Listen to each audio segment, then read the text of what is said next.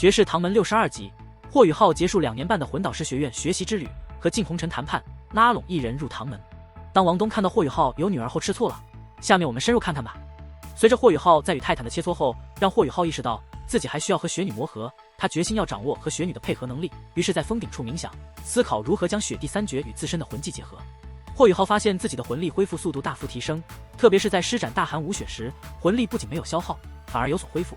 这让他意识到雪地魂灵不仅增强了他的战斗力，也极大提高了他的持续战斗能力。在冥想中，霍雨浩渐渐沉浸在入定状态，而小雪女则坐在他的肩膀上，享受着峰顶的环境。2天的修炼后，王东的突然出现打破了霍雨浩的修炼。王东的到来引发了一些误会。当霍雨浩向王东展示了小雪女之时，王东被她的可爱所吸引，但霍雨浩担心小雪女可能会伤害到王东。然而，小雪女对王东表现出了不同寻常的亲近，这让霍雨浩感到有些意外，也有些吃醋。王东对霍雨浩突然有了一个女儿感到困惑和吃醋，误以为霍雨浩与某位女生有了私情。霍雨浩意识到王东误会了什么，于是将自己与雪地之间的以及老师的事迹告诉了王东，但没有透露与天梦冰蚕相关的秘密。霍雨浩向王东坦白了自己第二武魂的来历，以及与冰碧帝皇蟹的融合过程，这让王东感到震惊，同时也对霍雨浩的秘密感到好奇。霍雨浩解释了自己为何之前没有透露这些秘密。王东虽然一开始装作生气，但很快用幽默的方式化解，两人之间的气氛轻松愉快。王东对魂灵的概念感到兴奋，并询问霍雨浩是否有能力再制造一个魂灵。霍雨浩表示理论上是可能的，但也提醒王东融合魂灵需要付出精神力的代价，并且越强大的魂灵越难融合。王东表现出强烈的兴趣，希望能够尝试与一个魂灵融合，因为他也是双生武魂，对霍雨浩能够与雪地融合感到羡慕。霍雨浩和王东讨论了魂灵制造的可能性，并计划在全大陆高级魂师学院斗魂大赛结束后，在昊天宗进行魂灵的试验。王东说道，昊天宗有不少弟子可以参与试验，帮助霍雨浩完善魂灵融合的能力。霍雨浩感到欣慰，认为如果能够通过魂灵来缓和魂师与魂兽之间的矛盾，那将是非常好的事情。在告别时，王东显得有些神秘和扭捏。霍雨浩虽然感到疑惑，但没有深究。霍雨浩回到日月皇家魂导师学院，准备完成他在学院的最后几个月的学习，并有一件重要的事情要完成。而王东则怀揣着牛天给他的锦囊，心中充满了好奇和期待。霍雨浩在日月皇家魂导师学院的最后几个月里，表现出了前所未有的专注和勤奋。他的导师宣子文注意到了这一点，霍雨浩不再像以往那样只使用普通金属进行魂导器的制作和研究，而是开始大量使用稀有金属，甚至请宣子文帮忙炼制合金。霍雨浩的行动让宣子文感到好奇，但他并没有透露自己正在研究的具体内容，只是用一抹微笑回应宣子文的询问。霍雨浩的日常生活变得简单而重复，他将全部精力投入到魂导器的制作和研究中，几乎达到了忘我的状态。他的这种状态持续了4个月。霍雨浩的专注和努力没有白费，他对自己的研究充满信心。然而，在他准备离开学院的前夕，他遇到了金子嫣和季绝尘。这2位朋友对他的突然离开感到意外，但在霍雨浩承诺在离开前与他们进行一次切磋后，他们也选择了理解和尊重。霍雨浩的离开引起了金子嫣和季绝尘的不舍，尽管他们平时总是以挑战和切磋的方式与霍雨浩相处，霍雨浩虽然表面上对他们冷淡，但内心也感到了一丝不舍。在日月皇家魂导师学院的2年多时间里，霍雨浩不仅在学术上取得了进步，也在这里结识了许多朋友，留下了许多深刻的记忆。尽管这里曾是他的敌营，但他对这里的人和经历产生了留恋。霍雨浩在宿舍的沉睡着，被宣子文老师唤醒时，他才意识到自己竟然睡过头了。宣子文老师的到来让霍雨浩感到意外，但也带来了一个机会，让他可以展示自己这几个月来的研究成果。宣子文老师对霍雨浩的潜力和天分一直抱有很高的期望，尽管他知道霍雨浩的主要精力可能会放在武魂的修炼上，但他仍然对霍雨浩在魂导器方面的研究充满好奇。宣子文老师看到霍雨浩房间内的混乱，意识到了霍雨浩在魂导器研究上的投入。霍雨浩提到了他们之前的赌约，这激发了宣子文的兴趣。他暗示自己虽然不能展示10件新型魂导器的研究，但有2件作品希望得到宣子文的指点，并且相信这些作品对宣子文也会有所帮助。这表明霍雨浩的研究可能具有创新性和实用性。对于第1件作品，霍雨浩表示由于场所限制和保密需要，不能直接展示，这增加了作品的神秘性。他提出用特殊的方式展示，这种方法既能保护他的秘密，又能让宣子文老师理解作品的原理和效果。宣子文老师的好奇心被完全激发了，他急切地想要看到霍雨浩的作品，这不仅因为霍雨浩是他的学生，更因为宣子文自身对魂导器的热爱和对创新的追求。宣子文在霍雨浩的引导下，经历了一次前所未有的精神体验。通过霍雨浩的精神力，他直接在宣子文的脑海中呈现出了记忆的画面。这种能力不仅展示了霍雨浩作为精神系魂师的强大，也体现了他对宣子文的深厚信任。在画面中，霍宇浩展示了他的一项秘密研究——一具人形魂导器。这种魂导器在明德堂是重要的研究课题，也是魂导器发展中的一个瓶颈。人形魂导器的复杂性在于，它需要模拟人类的行动和战斗能力，这需要极其精细和强大的核心法阵支持。宣子文最初认为霍宇浩的人形魂导器可能只是一种大型铠甲式的魂导器，但随着画面的展示，他发现这个人形魂导器的复杂性和灵活性远超他的预期。霍宇浩不仅能够通过操控杆和按钮控制魂导器的飞行和动作，而且魂导器的手臂还能在没有霍宇浩手臂直接操控的情况下自主动作。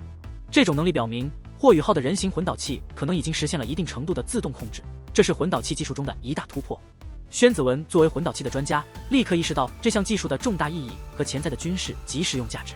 随着霍宇浩展示魂导器的高难度动作，如跳跃、翻滚、转身，甚至是侧手翻，宣子文的震惊达到了极点。这些动作的完成不仅证明了魂导器的灵活性和控制精度，也展示了霍宇浩在魂导器设计的天赋。宣子文的情绪从最初的震惊、不幸，到渐渐的接受和兴奋，再到最后的急切和焦虑，整个过程中他的心情起伏跌宕。他意识到霍宇浩的这项研究可能对魂导器的发展具有划时代的意义，因此迫切地想要了解其中的秘密。霍宇浩对于自己人形魂导器的设计理念和关键技术守口如瓶，这无疑更加激发了宣子文的好奇心。宣子文提出用他最新研究出的奶瓶密闭方法来交换霍宇浩的设计理念，这一提议对霍宇浩来说无疑是极具吸引力的。密封奶瓶技术的出现将会极大地提升魂导器的实用性和灵活性，尤其是在人形魂导器上的应用，能够解决长时间运作的动力问题。霍宇浩犹豫了，密封奶瓶技术对于魂导器领域的重要性不言而喻，而它的设计理念和关键技术也同样珍贵。霍宇浩又出人意料地展示了第二件作品，一枚巨大的定装魂导炮弹，名为鬼见愁。这枚炮弹的出现不仅让宣子文感到震惊，更引起了他的恐惧和迷醉。霍宇浩解释说，这枚炮弹内部融入了死灵圣法神伊莱克斯传授的亡灵魔法，虽然目前只是半成品，但如果真的完成，其威力将无与伦比。宣子文对霍宇浩的创新和能力感到深深的敬佩，他意识到霍宇浩的设计理念和研究成果对他自己的研究有着巨大的吸引力和启发。霍宇浩说道，他的这些成果很多源自于唐门的暗器，将暗器的设计与魂导器相结合，能够创造出许多神奇的东西。他向宣子文说道，如果宣子文愿意加入唐门，他相信宣子文在融合唐门暗器与魂导器方面能够做得更加出色。面对霍宇浩的提议和展示的2件作品，宣子文感到心动，但同时也需要时间去考虑和消化这些信息。霍宇浩并不着急，他相信宣子文最终会看到加入唐门的好处和潜力。通过这次交流，霍宇浩不仅赢得了宣子文的尊重，也为唐门吸引了一位可能的强力盟友。第2天清晨，霍宇浩在修炼紫极魔瞳后感到精神焕发，他即将离开日月皇家魂导师学院，回到史莱克学院，心中充满了对师长和同伴的思念。他回忆起在日月皇家魂导师学院的2年半时间里，自己如何不懈努力，为了史莱克学院魂导系的发展做出了自己的贡献。霍宇浩决心继续努力，有朝一日在魂导器方面赶超日月帝国。在准备离开之前，霍宇浩又遭遇了金子嫣和季绝尘的挑战。与往常不同，这次2人都显得异常严肃，表明他们要以最强实力与霍宇浩切磋。霍宇浩意识到这次不会是一场轻松的对决，但他也展现出了自己的自信和决心。在魂导试炼场，霍宇浩和金子嫣、季绝尘之间的气氛紧张。霍宇浩提出以稀有金属作为赌注，这进一步激发了双方的斗志。季绝尘甚至提出赌身家，可以看出他对自己实力的自信。霍宇浩虽然有些惊讶，但也接受了挑战。随着战斗的开始，金子嫣使用他的幻烟和烟丹技能，试图控制战场并锁定霍宇浩。然而，霍宇浩利用他的永动之域和魂导推进器，巧妙地破解了金子嫣的攻势。他的实力和对魂导器的掌握程度让金子嫣感到震惊。季绝尘则展现出了他新进化的能力，他的气息完全消失，仿佛变成了一尊没有生命的雕像。但霍宇浩敏锐地感觉到，季绝尘的威胁并未减少，反而更加危险。霍宇浩不急不躁，保持着冷静。他知道季绝尘的剑意虽然隐藏了起来，但一旦爆发，必定是石破天惊的一击。因此，他选择了稳妥的策略，利用魂导推进器保持距离，准备迎接季绝尘的攻击。季绝尘的剑意和领域既给霍宇浩带来了巨大的压力。季绝尘的剑法高超，甚至在对决中将自己的天外云铁剑都破碎了，但他的意志力坚定如剑，没有因为剑的破碎而动摇。霍宇浩以冰极无双和大寒无雪的技能与之抗衡，2种技能的威力令季绝尘印象深刻。尽管季绝尘自认为输了，但霍宇浩却认为胜负未分。他清楚地认识到季绝尘的剑意和领域的强大。2人的战斗以相互的尊重和认可告终。季绝尘和金子嫣甚至半开玩笑地说可能会去史莱克学院找霍宇浩，显示出他们之间的友谊和对霍宇浩实力的钦佩。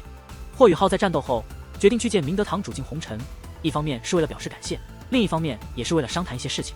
虽然普通学员很难见到堂主，但霍雨浩的地位特殊，林嘉义作为教导主任感到惊讶，却也不敢轻易拒绝他。霍雨浩向靖红尘送出的黑色金属匣子，表面上看似一件普通的魂导器模型，但实际上蕴含着他精心设计的触发机制。这个触发机制的精妙之处在于，它不需要魂力催动，而是可以通过简单的手动操作来激发。这一点在魂导器领域中极为罕见，且具有革命性意义。靖红尘最初对这个不起眼的模型并未给予太多重视，认为霍雨浩是在讽刺或是不认真。但当他亲手操作并见识到它的实际效果后，立刻意识到了这项技术的潜在价值。这种触发机制若能广泛应用于定装魂导器，将极大地提升其实用性和操作简便性，甚至可能改变未来魂导器的发展方向。霍雨浩看似随意地提出以3件9级魂导器作为交换条件，这在林嘉义看来无疑是天方夜谭。9级魂导器的价值和制作难度是众所周知的。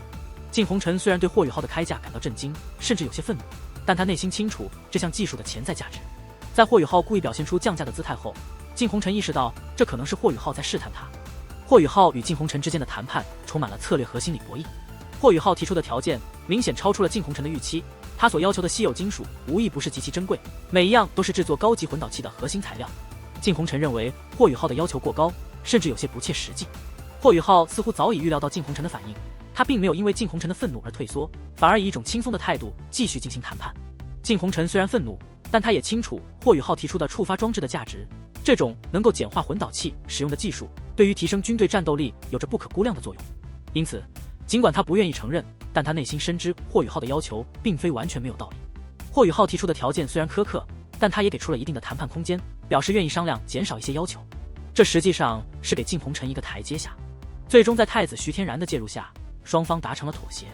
在谈判的最后阶段，霍雨浩没有直接提出具体的数字，而是让靖红尘开出一个可以接受的价格。当靖红尘提出50%的折扣，并同意给出30片银龙鳞片时，霍雨浩知道这已经是一个相当不错的结果。他接受了这个条件，并交换了自己精心准备的设计图。靖红尘看到了霍雨浩的才能，有些惋惜他不是自己的弟子。随着谈判的结束，史莱克学院的交换生们也结束了他们在日月皇家魂导师学院的学习生活。在太子徐天然的亲自送行下，他们踏上了返回史莱克学院的旅程。